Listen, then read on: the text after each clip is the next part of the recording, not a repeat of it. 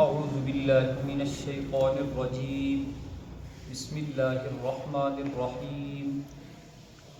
وَلَنَبْلُوَنَّكُمْ بِشَيْءٍ مِّنَ الْخَوْفِ وَالْجُوعِ وَنَقْصٍ مِّنَ الْأَمْوَالِ وَالْأَنفُسِ وَالثَّمَرَاتِ وَبَشِّرِ الصَّابِرِينَ الَّذِينَ إِذَا أَصَابَتْهُم مُّصِيبَةٌ قَالُوا إِنَّا لِلَّهِ وَإِنَّا إِلَيْهِ راجعون. أولئك عليهم صلوات من ربهم ورحمة وأولئك هم المهتدون.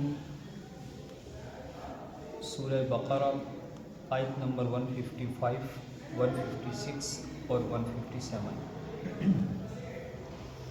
ان تین آیات مبارکہ میں اللہ تعالیٰ نے عالم انسانیت پر آنے والے ایک حال کے بارے میں آگاہی دی اور اس کے ثمرات ارشاد فرمائے. گزشتہ آیات میں صبر کرنے والوں کی فضیلت اور اس کے اخروی اور دنیاوی ثمرات ارشاد فرمائے. صبر اپنی جان کو دشمن کے سامنے پیش کر دینا اور دشمن کی طرف سے آنے والے ہر طرح کے مصائب اور حالات پر صبر کر کے جام شہادت نوش کرنا صبر کا اعلیٰ ترین درجہ ہے. اور اس کے علاوہ دنیا کی زندگی میں لوگوں کے متعلق اللہ تعالیٰ نے ارشاد فرمایا کہ کائنات میں کوئی ایسا انسان نہیں ہے جو شخص یہ دعویٰ کرے کہ وہ اللہ اور اللہ کے رسول صلی اللہ علیہ وسلم پر ایمان رکھتا ہے اور اس دعوے کے بعد وہ یہ گمان کرے کہ ہم اسے آزمائیں گے نہیں. ہو ہی نہیں سکتا. فرمایا کہ ہم ضرور بالضرور تمہیں آزمائیں گے، اور کبھی تو ہم دشمن کے خوف سے آزمائیں گے، کبھی ہم حالات کی تنگی سے بھوک میں مبتلا کر کے، افلاس میں مبتلا کر کے، غربت اور فقر میں مبتلا کر کے، جان اور مال کے نقصان میں مبتلا کر کے، اور آمدنی کے کم ہونے والے معاملات اور حالات میں مبتلا کر کے ہم تمہیں آزمائیں گے. ان تمام حالات میں وہ لوگ جن کی نظر صرف اور صرف ہماری ذات پر جائے گی، فرمایا کہ میرے محبوب آپ ان لوگوں کو، ان صبر کرنے والوں کو خوشخبری سنا دیجیے.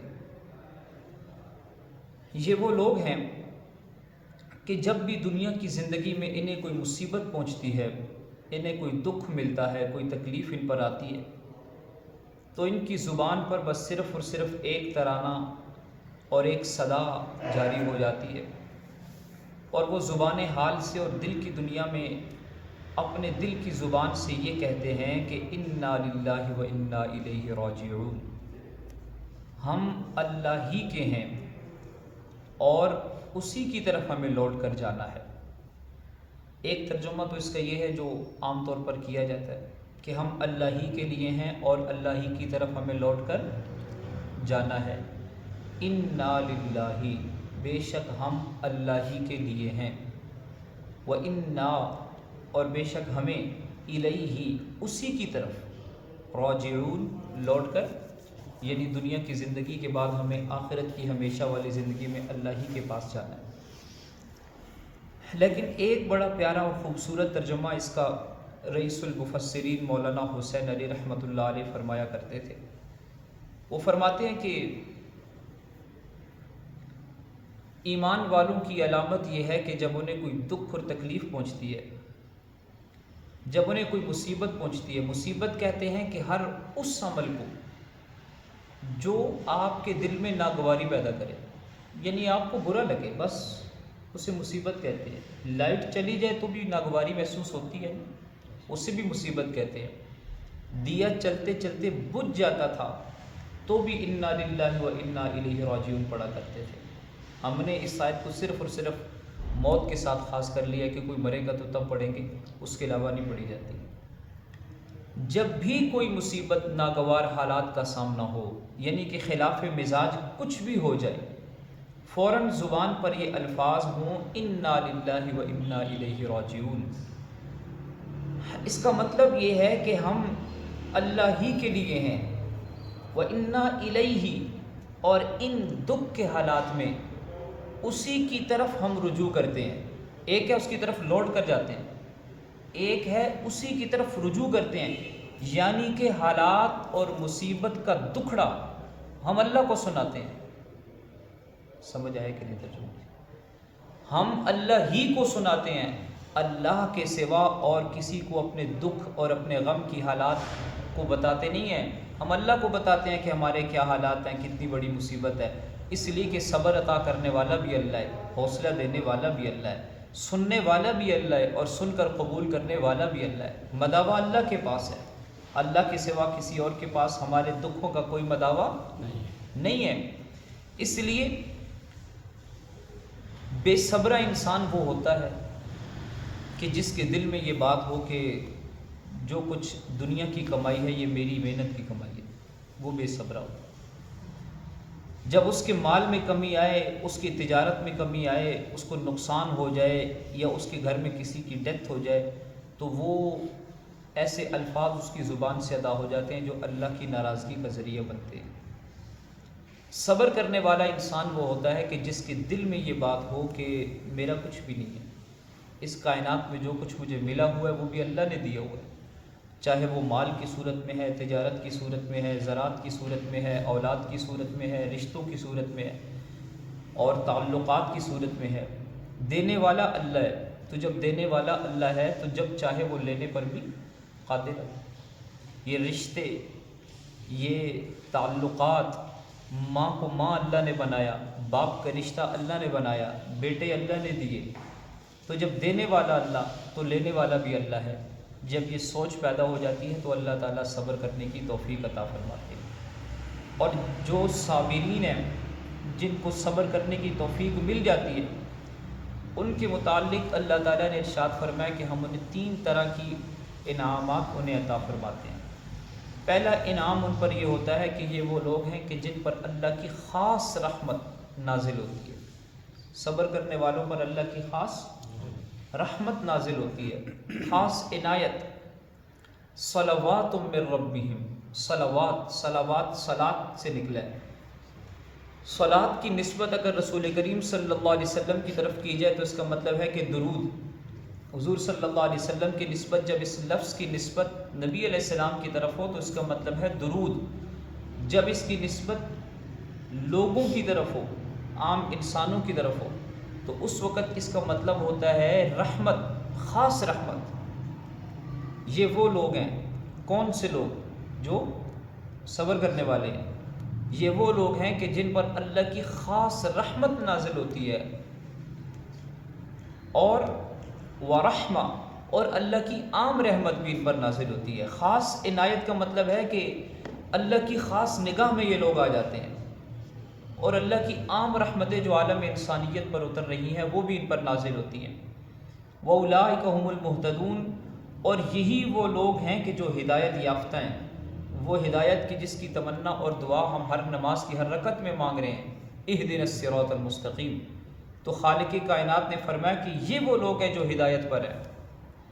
عام زبان میں اس کا ترجمہ یہ بھی کیا جاتا ہے، مولانا اشرف علی تھانوی رحمۃ اللہ علیہ نے دروس القرآن میں لکھا ہے کہ اولئک هم المہتدون، بڑا خوبصورت ترجمہ کیا، فرمایا کہ یہ لوگ بڑے پہنچے ہوئے ہیں، اتنے سخت حالات میں صبر کرنے والے لوگ۔ فرمایا کہ هم المہتدون، یہ وہ لوگ ہیں جو پہنچے ہوئے ہیں، ہدایت یافتہ ہیں، اللہ کی طرف سے ہدایت پر ہے۔ تو صبر کرنے کے انعام میں اللہ تعالیٰ نے 3 انعام دیے۔ پہلا انعام، ان پر خاص رحمت، عنایات نازل کی۔ دوسرا انعام، ان پر رحمتیں نازل کی۔ تیسرا انعام کہ ان کی ہدایت پر ہونے کی اللہ تعالیٰ نے گارنٹی دی۔ اب دیکھیے، فرمایا کہ وَلَنَبْلُوَنَّكُمْ، اور ہم ضرور بھی ضرور آزمائیں گے تمہیں۔ وَنَّكُمْ، نون کے اوپر جو شد ہے نا، اس کا مطلب ہے کہ ہم ضرور آزمائیں گے تمہیں، مطلب کہ اس آزمائش کے سوا سے بچ کوئی نہیں سکتا۔ کوئی شخص یہ نہ سمجھے کہ میں اللہ کی طرف سے آزمائش سے بچوں گا، نہیں۔ اگر ایمان کا دعویٰ ہے تو آزمائش ضرور ہوگی۔ کیسے آزمائیں گے؟ بشیء کسی چیز سے، کسی قدر، من الخوف خوف کے ساتھ، کبھی تو آزمائیں گے خوف کے ساتھ، والجوع اور کبھی آزمائیں گے بھوک کے ساتھ، ونقص من الاموال اور کبھی آزمائیں گے مال کے نقصان میں مبتلا کر کے، مال کے نقصان میں مبتلا کر کے، والانفس اور جان کے نقصان میں مبتلا کر کے، کبھی آزمائیں گے آپ کے گھر سے کسی عزیز کو اس کی وفات ہو جائے گی تو جانی نقصان میں مبتلا کر کے ہم تمہیں آزمائیں گے، والثمرات اور آمدنی کے نقصان میں مبتلا کر کے بھی آزمائیں گے۔ ان تمام حالات میں جن کی نگاہ ہماری ذات پر اٹھے گی میرے محبوب، وبشر الصابرین ان صبر کرنے والوں کو خوشخبریاں سنا دیجیے کہ وہ اعلیٰ علیین میں اللہ تعالیٰ انہیں جنت کے بڑے درجات عطا فرمائیں گے۔ الذین وہ لوگ، وہ صبر کرنے والے کہ اذا اصابتہم جب پہنچتی ہے ان کو، اصابتہم جب پہنچتی ہے ان کو، مصیبت کوئی مصیبت، جب انہیں کوئی مصیبت آتی ہے، قالوا تو وہ یہ کہتے ہیں، انا للہ بے شک ہم اللہ ہی کے لیے ہیں، وانا الیہ راجعون اور بے شک ہمیں اللہ ہی کی طرف لوٹ کر جانا ہے۔ اولئک دراصل یہی وہ لوگ ہیں، علیہم کہ ہیں ان پر، صلوات عنایات خاص رحمتیں، من ربہم ان کے رب کی طرف سے، یہ وہ لوگ ہیں کہ جن پر ان کے رب کی طرف سے خاص رحمتیں ہیں، ورحمہ اور عام رحمتیں بھی ہیں، واولئک اور یہی وہ لوگ ہیں، ہم المہتدون جو ہدایت یافتہ ہیں، اللہ کی طرف سے ہدایت پر ہیں۔ اللہ تعالیٰ سمجھنے اور عمل کی توفیق عطا فرمائے۔